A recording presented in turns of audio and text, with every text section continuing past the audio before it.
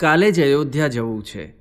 અહીં તો તમે ઘનશ્યામને વગર વાંકે પીટી નાખશો. રામ પ્રતાપભાઈ કાંઈ બોલી શક્યા નહીં.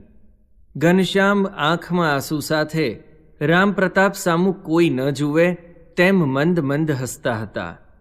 ઉજાણીનો આનંદ સૌના અંતરમાંથી ઉતરી ગયો. સૌ ઘેર ગયા.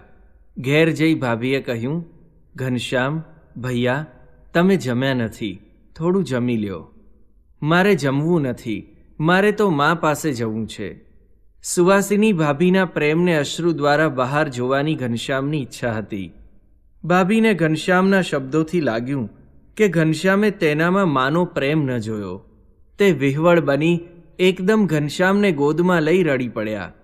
ઘનશ્યામ ભૈયા, હું માં નહીં ને, પણ મેં તમને ક્યાં સાચવ્યા છે?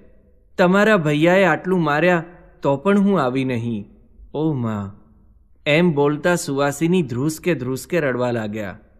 ઘનશ્યામ તેમના આંસુ લૂછવા લાગ્યા. પછી થોડીવાર રહીને કહ્યું, ભાભી, ભૂખ લાગી છે. આ સાંભળતા જ ભાભી એકદમ ઊભા થઈ ગયા અને ઘનશ્યામને લઈને રસોડામાં ગયા. ભૈયા, શું આપું? મને તો મીઠાઈ જોઈએ, ઘનશ્યામે કહ્યું.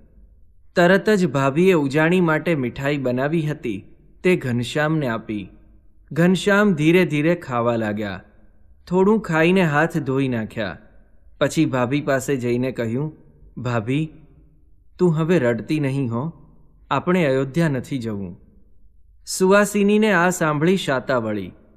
બીજે દિવસે ઘનશ્યામને તેમના મિત્રો બોલાવવા આવ્યા. તેથી કપડાં પહેરીને બહાર નીકળ્યા. ત્યાં ભાભીએ બૂમ મારી કહ્યું, વહેલા આવજો.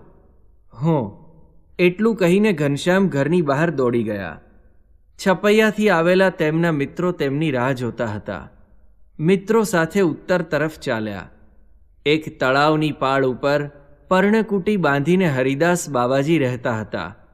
તે રોજ રામાયણની કથા વાંચતા.